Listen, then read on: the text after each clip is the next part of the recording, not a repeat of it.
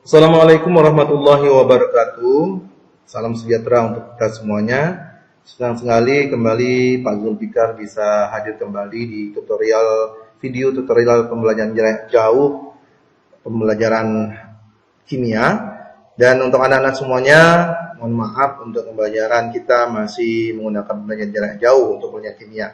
Dan mudah-mudahan di pembelajaran pertama, minggu pertama, berkenaan dengan pengenalan ilmu kimia, Anda sudah mengetahui, menyimak, memahami apa sebenarnya peranan ilmu kimia dalam kehidupan sehari-hari. Nah, untuk anak-anak semuanya, mudah-mudahan tutorial yang sudah saya sampaikan di materi pertama, di minggu pertama, berkenaan dengan pengenalan ilmu kimia, ya bisa Anda pahami. Kemudian juga tentunya soal-soal yang sudah Anda kerjakan itu salah satu tolak ukur ya untuk Bapak sejauh mana pemahaman konsep tentang pengenalan ilmu kimia. Baik, untuk tutorial yang kedua kali ini kita masuk ke KD 3.1 tentang struktur atom. Nah, sebelum kita mulai, marilah kita berdoa menurut agama dan kepercayaan masing-masing. Berdoa, mulai.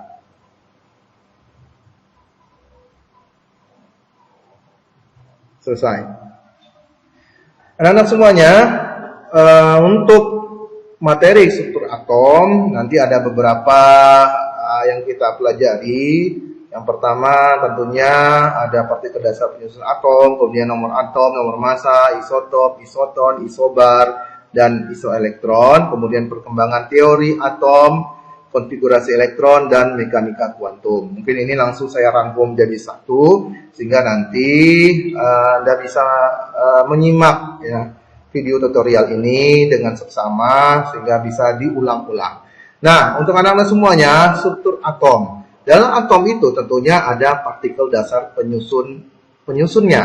Nah, kita lihat partikel dasar penyusun atom itu ada yang disebut dengan elektron, ada yang disebut dengan proton, dan ada yang disebut dengan neutron. Jadi harus diingat partikel dasar penyusun atom itu ada 3, ada yang disebut elektron, ada proton, ada neutron. Nah, ketiga penyusun dasar atom ini tentunya ada muatan-muatan ionnya, ya, muatan-muatan elektronnya, muatan protonnya, muatan neutronnya. Bisa kita lihat untuk elektron ini muatan-muatannya 0, negatif 1, ya. Ini proton, ya. Kemudian juga ini neutron. Inilah muatan-muatan yang ada pada partikel dasar penyusun atom. Jadi harus diingat, ya, harus dipahami apa elektron, proton, neutron ini penyusunnya atau muatannya. Baik, kita lanjutkan. Nah, elektron ditemukan oleh J.J. Thomson pada tahun 1897. Ya, ini sejarah ya, sejarah penemuan elektron ini melalui eksperimen dengan tabung sinar katode. Nah, ini bisa dilihat ini sinar katodenya. Ya. Ini biasanya kalau dalam masih ulangan ujian nasional ini sering sekali dikeluarkan dalam soal-soal. Walaupun ini berupa gambar, terkadang kita tidak bisa menyelesaikannya karena ini pemahaman konsep. Jadi untuk anak-anak minimal Anda tahu ya alur dari gambar ini ya, gambar dari sinar katode ini ya, bisa kita lihat ada simbol-simbolnya. C itu katode, sinar katode, ini anodenya ya.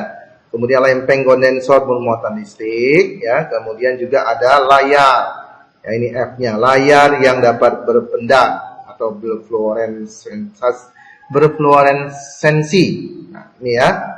Oke, ini elektron. Kemudian kita lanjut elektron kembali. Ini adalah percobaan tetes minyak Millikan. Pada tahun 1968, Robert Andrew Millikan menemukan muatan elektron sebesar negatif 1,6 kali 10 pangkat min 19 coulomb melalui percobaan tetes minyak. Muatan tersebut diberi tanda negatif 1 ya. Nah, ini salah satu contoh gambar percobaan tetes minyak Millikan. Nah, ini bisa dilihat juga ya, contoh-contoh elektron itu, ya.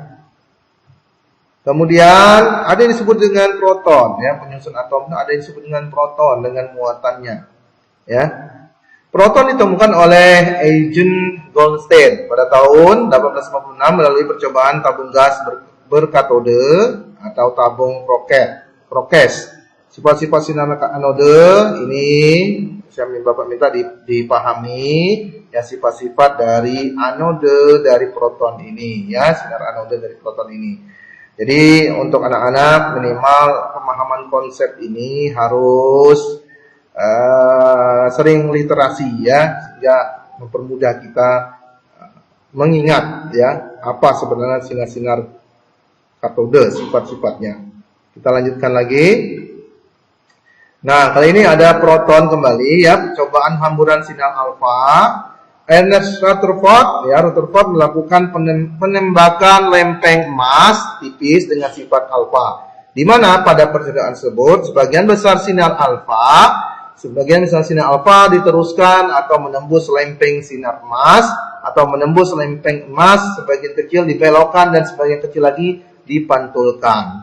Nah, adanya sebagian sinar alfa yang dipantulkan menunjukkan adanya inti atom yang bermuatan positif. Jadi itu salah satunya, inti atom itu muatannya positif karena ada sinar alfa yang dipantulkan, ya. Nah, ini dipahami juga anak-anak, ya, tentang proton ini. Kemudian kita lanjut, ada neutron yang muatannya netral, ini neutron, ya.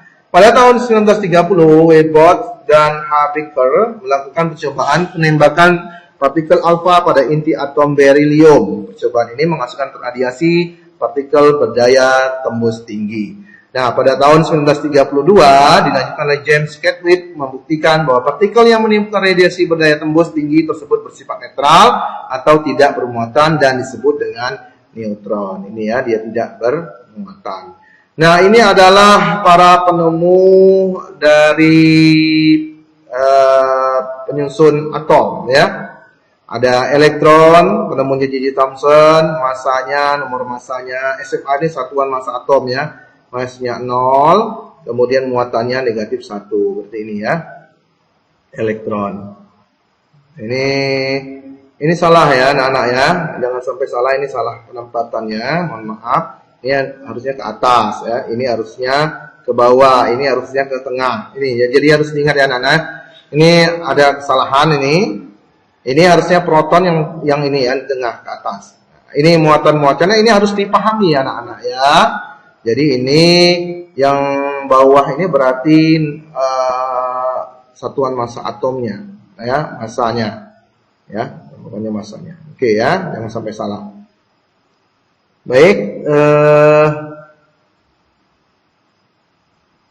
kita masuk lagi ke bagian D, nomor atom, nomor massa, isotop, isoton, isobar, dan isoelektron. Tentunya di pembelajaran kimia, ya, mungkin tidak asing lagi Anda mendengar bahasa atom. Nah, di dalam atom itu ada proton, elektron, dan neutron. Kemudian juga dalam tabel periodik unsur, dalam kimia ini kita akan belajar tentang tabel periodik unsur. Nah, di dalam atom-atom itu ada yang disebut dengan nomor atom, nomor massa, isotop, isobar, isoton, dan isoelektron. Nanti kita akan bahas, ya, kita akan bahas satu persatu. Yang pertama nomor atom atau simbolnya Z, ya. Ingat, nomor atom kita simbolkan dengan Z. Kita kupas satu persatu. Nah, nomor atom atau Z, nomor atom atau Z ini sama dengan jumlah proton. Ya, seperti yang kita buka dari awal tadi, proton berarti muatannya positif, ya. Jadi nomor atom itu sama dengan proton. Jadi nomor atom itu disebut juga dengan sama dengan jumlah proton. Kita lihat pada atom netral, jumlah proton itu sama dengan jumlah elektron. Ini konsep-konsep yang harus anak-anak pahami dan diingat.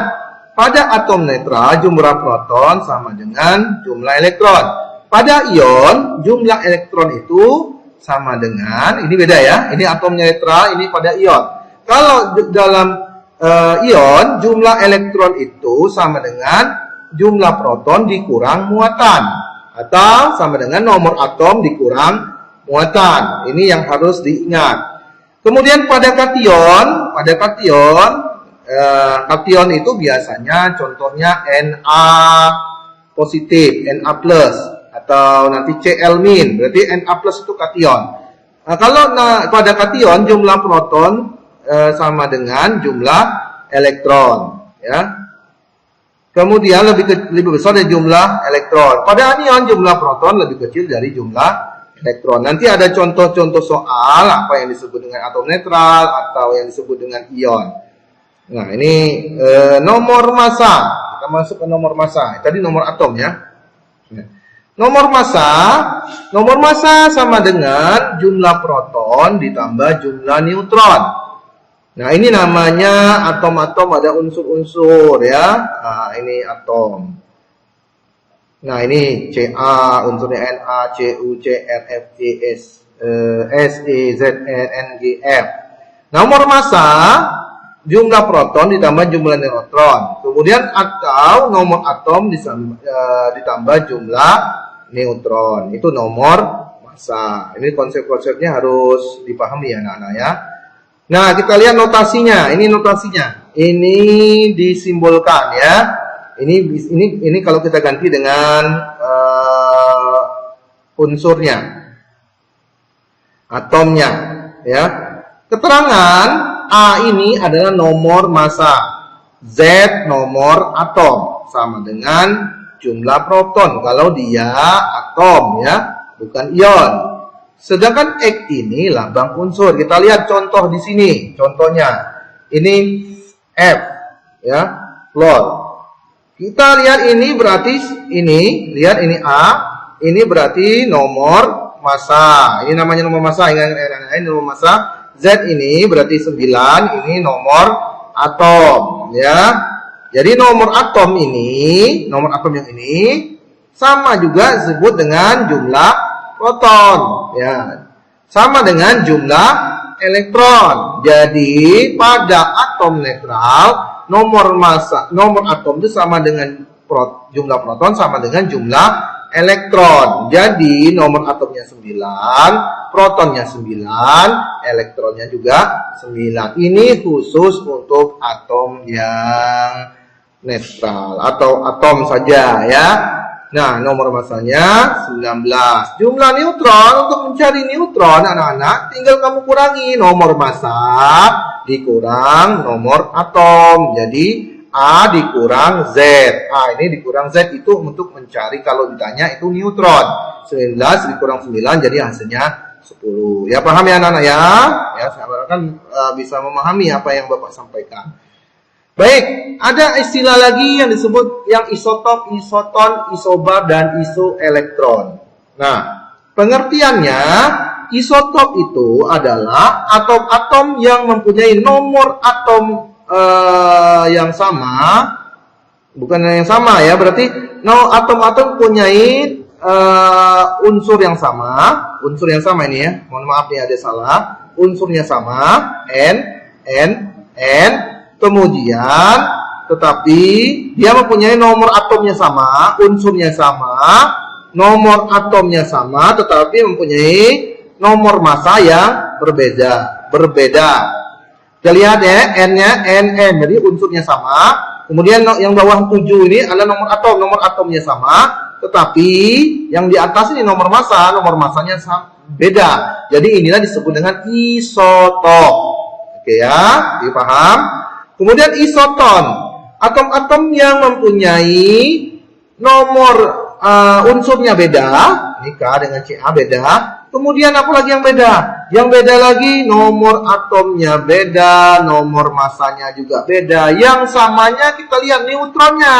Neutron tadi adalah nomor massa dikurang nomor atom. Kita hitung 39 kurang 19, 20. 40 dikurang 20, 20. Jadi neutronnya yang sama. Jadi kita sudah ada 2 poin. Isotop, sudah tahu, isoton. Jadi isotop, isoton, isobar. Nah, kalau yang disebut dengan isobar, atom-atom yang mempunyai nomor masanya yang sama, yang atasnya sama tadi, kemudian tapi nomor unsurnya juga beda ya.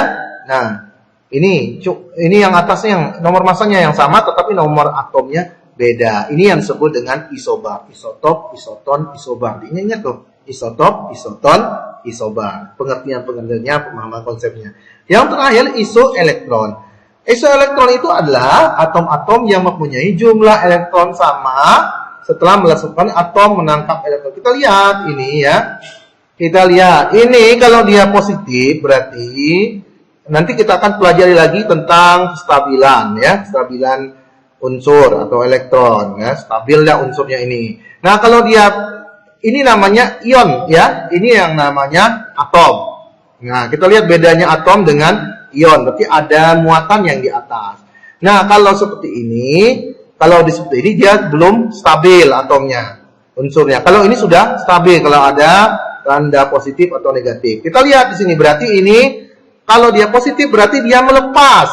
Jadi 11, dia ini ada angka 1 kan, positifnya harusnya. Jadi 11 dikurang 1, jadi 10. Kalau dia negatif berarti ditambah dengan nomor atom. Jadi 9 dikurang negatif 1, jadi jumlahnya 10. Itulah disebut dengan isoelektron. Dia atom-atom mempunyai jumlah elektron sama setelah melepas atau menangkap elektron. Ini kan sama dengan elektron ya. Nah, protonnya 11, elektronnya 10. Ini protonnya 9, elektronnya 10. Karena ini ingat rumusnya, ini kalau dia positif dikurangi dengan 11, kalau dia negatif dikurangi saja ini dengan 1. Jadi 9 dikurang negatif 1, artinya 10. Itu ya isoelektron. Ya, mudah-mudahan ini diingat terus anak-anak. Mungkin Anda bisa juga lihat di video-video pembelajaran yang ada ya, yang lainnya. Baik, kita lanjutkan. Ada yang disebut dengan massa atom relatif atau AR. Massa atom relatif merupakan perbandingan massa suatu atom terhadap massa atom C12. Contoh, oksigen di alam terdiri atas 3 isotop. Ya, isotopnya. Isotop tadi ingat pengertiannya apa, Nana? Ya, nomor unsurnya sama, tetapi nomor atomnya, unsurnya sama, nomor atomnya sama, tetapi nomor masanya yang beda. Ini yang atasnya beda ya. Nah, hitunglah massa atom relatif dari unsur oksigen. Jadi untuk menghitung massa atom relatif, jadi rumusnya AR, ya. Ini kan sudah ada nih angka-angkanya ya. Kita jumlahkan, jadi persennya ya. Persen dari O ini kita kalikan dengan nomor massa. Kita lihat ya. Nah, dikalikan nomor massa semua dibagi 100. Ya, jadi AR-nya itu adalah 16 ya. Jadi ARO itu adalah 16. Nah, ini rumusnya. Rumus umumnya AR unsur X sama dengan massa rata-rata atom massa rata-rata satu atom unsur C, unsur E ya. Dibagi 1/12 kali massa satu atom C12. Ini biasanya rumus-rumus ini rumus wajib ya dipahami oleh seluruh siswa. Kita lanjutkan lagi, kita lihat. Nah, kita masuk ke C, perkembangan teori atom, konfigurasi elektron dan mekanika kuantum. Kita lihat yang pertama perkembangan model atom ya. Nah, model atom yang pertama itu ada model atom Dalton. Kemudian diteruskan model atom Thomson, Rutherford, model atom Bohr, dan juga model atom modern. Kita lihat dulu satu persatu. Ya, model atom Dalton. Nah, yang pertama perkembangan model atom. Atom adalah bagian terkecil dari suatu unsur dan tidak dapat dibagi lagi. Ini model atom Dalton. Lihat ya, seperti bola pejal yang bulat. Ya, kemudian dia ini bagian dari suatu unsur dan tidak dapat dibagi lagi. Kalau kita memotong kertas, kita potong kecil-kecil, akhirnya nggak terbagi lagi kan? Yang kedua, atom-atom unsur sejenis mempunyai sifat yang sama, memiliki volume, bentuk maupun masanya. Sebaliknya, atom-atom unsur tidak sejenis mempunyai sifat berbeda. Yang ketiga, dalam reaksi kimia terjadi penggabungan atau pemisahan atom. Yang keempat, atom dapat bergabung dengan atom lain untuk membentuk suatu molekul dengan angka perbandingan bulat dan sederhana. Jadi, atom dapat bergabung dengan atom lain untuk membentuk suatu molekul dengan angka perbandingan bulat dan sederhana. Ini yang pertama, perkembangannya model atom Dalton. Kita lanjutkan, ada lagi yang disebut dengan model atom Thomson. Ini gambarnya. Ya, harus diingat ini gambarnya. Thomson menggambarkan atom sebagai sebuah bola bermuatan positif yang di dalamnya tersebar elektron seperti roti kismis, ya, seperti kismis dalam roti kismis. Ini adalah model atom Thomson. Ya, ini ya anak-anak ya harus dibedakan mana yang Dalton, mana yang Thomson. Ini ya pengertiannya, pemahaman konsepnya. Selanjutnya ada Rutherford. Perkembangan selanjutnya ada Rutherford. Ya, kita lihat ini sering muncul gambar ini ya. Ya, inti, nukleus, di dalam inti atom ada di dalam atom ada inti atom, kemudian ada neutron, proton, elektron dengan muatan-muatannya. Nah, perkembangan model atom Rutherford ini, yang pertama atom ini terdiri atas inti atom yang bermuatan positif dan dikelilingi oleh ini muatan positif, ya, dikelilingi oleh elektron yang bermuatan negatif yang seperti model tata surya. Kemudian secara keseluruhan atom bersifat netral karena jumlah muatan positif sama dengan jumlah muatan negatif, gitu ya. Jadi dia seluruh atomnya bersifat netral. Kemudian selama mengelilingi inti terbentuk gaya sentripetal pada elektron, ya. Ini orbit elektronnya mengelilingi. Kemudian semua proton terkumpul dalam inti atom sehingga inti atom bermuatan positif. Semuanya berkumpul, ya. Ya, positifnya protonnya. Kemudian sebagian besar volume atom merupakan ruang kosong. Nah, ini adalah model atom Rutherford. Kembali lagi perkembangan selanjutnya ada model atom Bohr. Nah, ini model atom Bohr kita lihat ya. Ini inti atom dikelilingi dengan kulit-kulitnya ya. Nah, ini yang akan kita pelajari juga nanti berkenaan dengan konfigurasi elektron. Menurut Bohr, elektron mengelilingi inti atom pada orbit tertentu. Kemudian selama elektron berada dalam lintasannya, energi elektron tetap sehingga tidak ada energi yang diserap atau dipancar. Jadi energinya tetap ini ya. Walaupun dia misalnya mengelilingi dengan energi tertentu, dia tetap energinya ya. Kemudian elektron hanya dapat berpindah dari satu lintasan stasioner ke lintasan stasiun lainnya dengan menyerap atau melepas elektron. Jadi dia hanya melepas dan menyerap elektron perpindahannya. Lintasan stasioner elektron yang diperbolehkan memiliki momentum sudut kelipatan dari H per 2V, V sama dengan 3,14 ya, jari-jarinya 3,14. Oke. Nah, itu ya anak-anak ya. Perkembangan atom ada beberapa.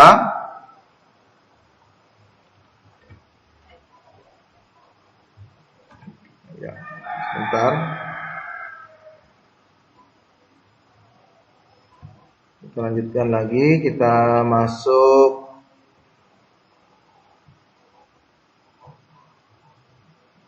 sini dulu ya. Ya. Nah, yang terakhir ya perkembangan model atom mekanika kuantum. Nah, model atom modern dibangun oleh beberapa ilmuwan seperti Louis de Broglie, Wolfgang Pauli, Erwin Schrödinger, dan Werner Heisenberg. Menurut teori dualisme ini, elektron di dalam atom dapat dipandang sebagai partikel dan gelombang. Teori ketidakpastian menyatakan bahwa kedudukan dan kecepatan gerak elektron tidak dapat ditentukan secara pasti. Yang dapat ditentukan hanyalah kemungkinan terbesarnya atau probabilitasnya. Daerah ruang di sekitar inti dengan keberadaan jari untuk mendapatkan elektron disebut dengan orbital. Nah, ini yang disebut dengan orbital. Oke.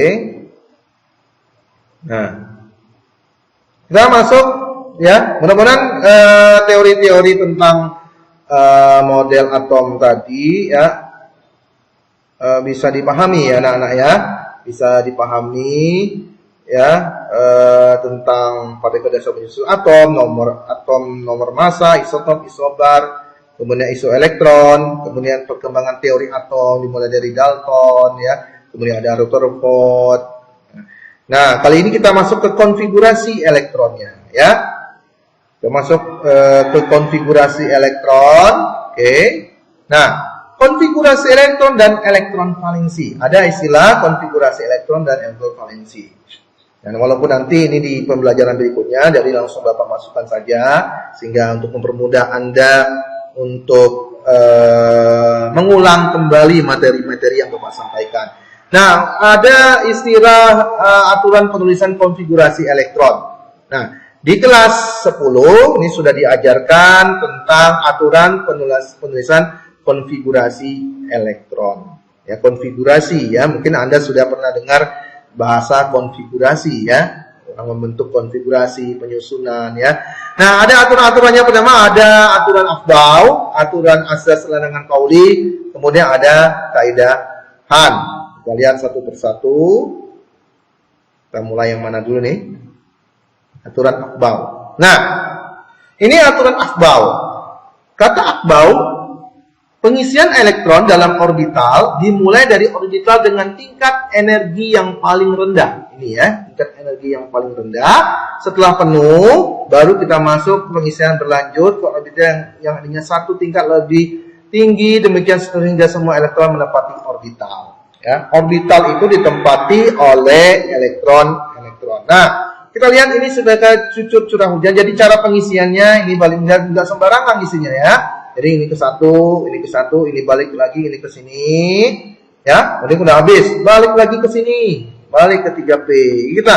Jadi patokannya kamu harus lihat tanda panah ini cara pengisian elektronnya, ya. Jangan nanti satu S meloncat ke 3D, tidak boleh. Dia harus masuk ke 2S. Setelah ke 2S, bukan ke 3S, tapi dia ke 2P, masuk ke 3S. Bukan ke 4S, tapi balik lagi ke sini. Sesuai tanda panah ini anak-anak ya. Ikuti tanda panah ini. Ikuti tanda panah dari pertama ini. Dan seterusnya. Itu cara pengisian konfigurasi elektron menurut aturan Aufbau. Kita lanjutkan. Kemudian ada kaidah Hahn. Ya, setelah Aufbau ada kaidah Hahn. Hahn menyampaikan elektron-elektron yang berada di suatu orbital akan menempati orbital yang kosong dengan arah rotasi sejajar.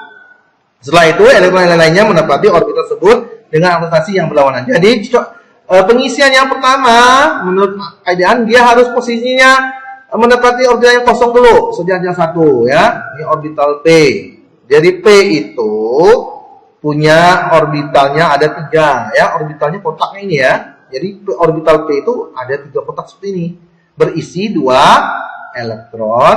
Nah, ini harus berisi orbital P 3 elektron. Jadi harus pengisiannya harus isi ke atas dulu, baru sisanya baru ke bawah ya. 4 elektron, ini ada 5 elektron ya. Contoh pengisian yang salah. Jadi ini harusnya diisi dulu penuh ya ke atas. Kalau langsung isi seperti ini salah. Jadi Anda harus ngisi dulu yang kosong dulu ya. Nah, ini juga salah ya. Harusnya isi dulu sampai 3, sisanya seperti ini. Yang benarnya ini, bukan yang ini. Oke anak-anak ya. Nah, saya kira ini tidak terlalu sulit ya. Ini pengenalan tentang kimia. Kimia itu tidak sulit kalau memang benar-benar kita memahaminya dan menyukainya. Nah, kemudian ada penulisan konfigurasi elektron gas mulia. Gas mulia itu dalam tabel periodik unsur itu nanti kamu bisa lihat tabel periodik unsur ya. Tolong nanti dicari tabel periodik unsur. Tolong ya anak-anak ya. Jangan Bapak yang ini, kamu harus menggali potensi Anda. Penulisan konfigurasi elektron dengan gas mulia, contohnya gas mulia itu golongan 8A. Jadi di luar golongan 8A harus penulisannya mengikuti gas mulia.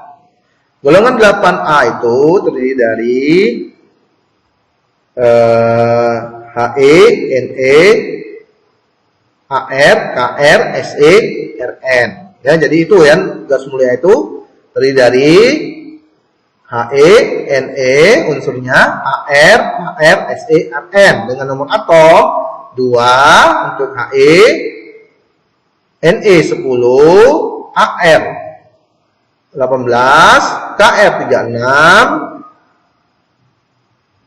Se 54, Rn 86. Jadi itu ya, nanti Anda bisa lihat kita berunsur. Kita lihat unsur C, konfigurasi elektronnya. Ini berdasarkan cucur hujan tadi ya. Ini mungkin anak-anak agak kebingungan ya mungkin ya untuk membuat konfigurasi elektronnya. Jadi misalnya kita buat 7 ini ya.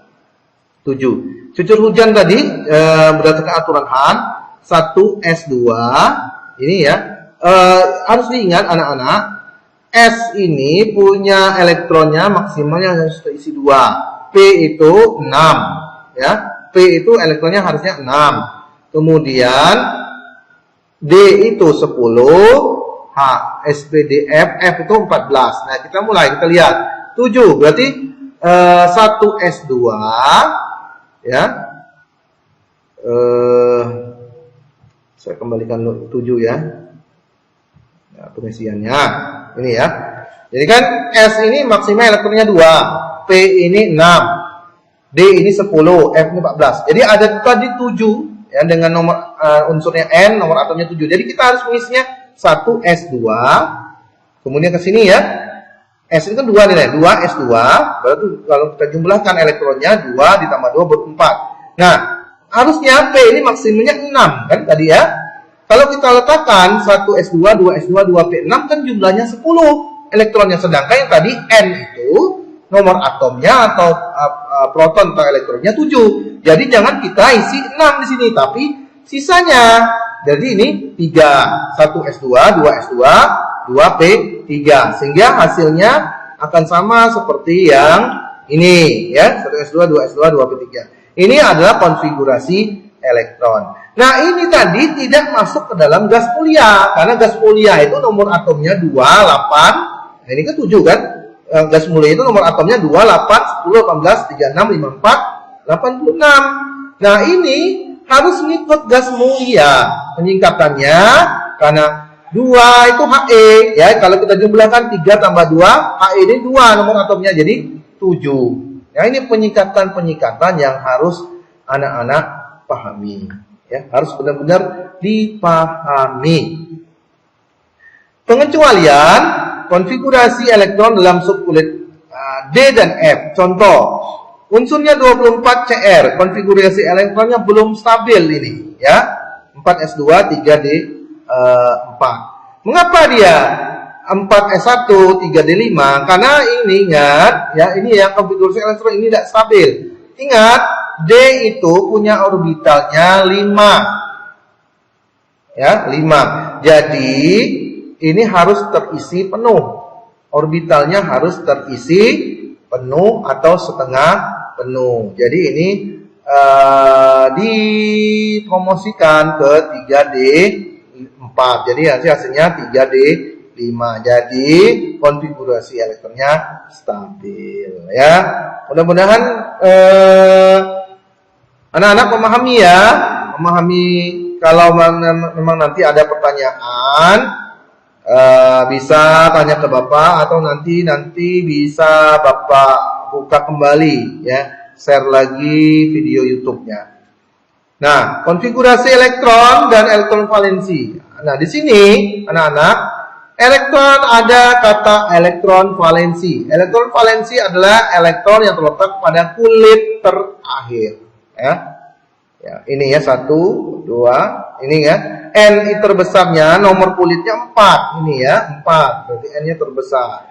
Jadi subkulitnya 4s mempunyai 2 elektron sehingga elektron valensinya 20 Ca itu adalah 2. Ya, jadi karena dia ini posisinya di sini. Elektron yang terletak pada kulit terakhir. Ini kulit terakhir kan? 4s. N terbesarnya 4s. Jadi ada angka 2. Maka itu dia elektron valensi yang terletak elektron valensi yang terletak pada kulit terakhir. Kulit terakhirnya ini adalah S, 4s. Ini elektronnya. Angka 2 ini elektron yang disebut dengan elektron. Oke. Nah, ada yang disebut dengan bilangan kuantum. Bilangan kuantum itu dibagi 4. Ada bilangan kuantum utama, bilangan kuantum azimut, bilangan kuantum magnetik, dan bilangan kuantum spin. Jadi ada 4 anak-anak ya bilangan kuantum itu. Kita bahas satu persatu. Ini ada kaitannya dengan konfigurasi elektron ya. Kalau kita tidak memahami konfigurasi elektron, kita juga tidak akan bisa menyelesaikan soal-soal tentang bilangan kuantum ini. Nah, bilangan kuantum dengan simbolnya N menyatakan posisi elektron dalam kulit atom, menjelaskan jarak rata-rata atom awan elektron dari inti atom, serta menyatakan tingkat energi elektron dalam suatu atom. Semakin besar nilai N, tingkat energinya semakin tinggi. Bilangan kuantum utama mempunyai harga mulai dari 1, 2, 3, 4, dan seterusnya. Jadi kulitnya ini simbolnya ya, kulitnya KLMN. Ini bilangan kuantum utama, ini bisa dan seterusnya. Kemudian ada bilangan kuantum ya, azimut. Menyatakan subkulit atau orbital. Dia punya rumus harga L atau azimut sama dengan 0,1,2 titik-titik N dikurang 1 nomor kulitnya. Harga L itu 0. Jadi subkulitnya S. Ini sudah ketentuan ya. L-nya 1, subkulitnya P. L-nya 2, subkulitnya D. L-nya 3, subkulitnya M. Nah, kita lihat kulit K. N-nya 1. Harga L yang diizinkan berarti ini ya. Ini N dimasukkan, N-nya berarti 1 dikurang 1 hasilnya L-nya 0.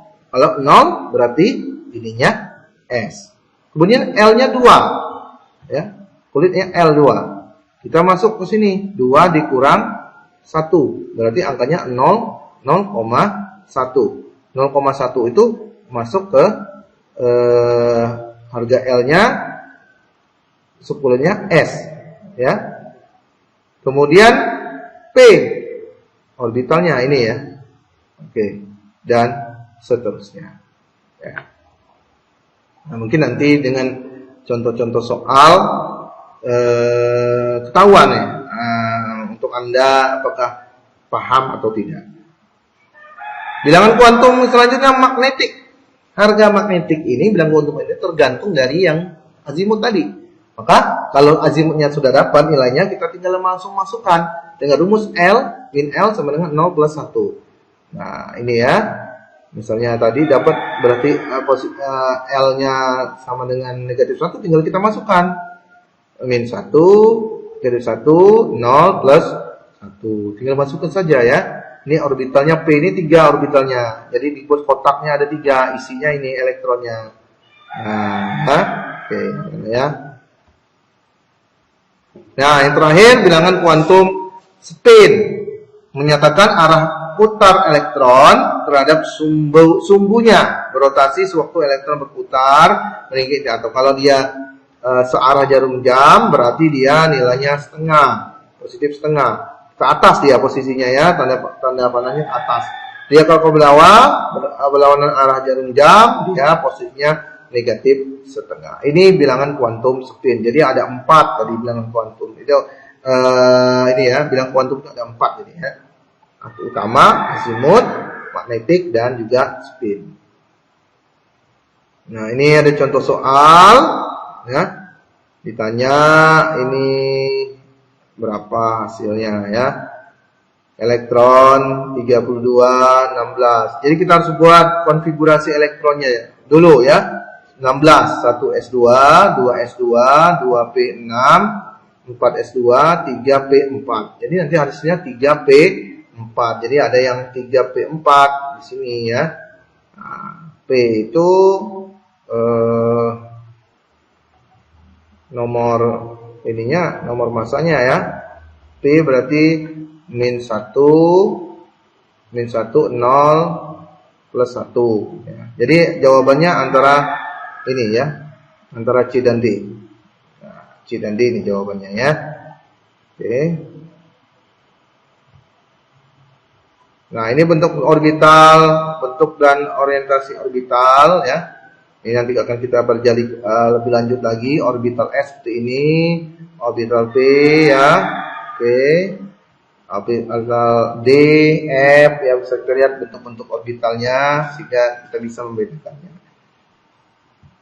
Nah, baik anak-anak, untuk pertemuan kita kali ini Bapak kira cukup sampai di sini untuk struktur atom ini. Mudah-mudahan penjelasan video tutorial singkat ini ada yang Anda pahami.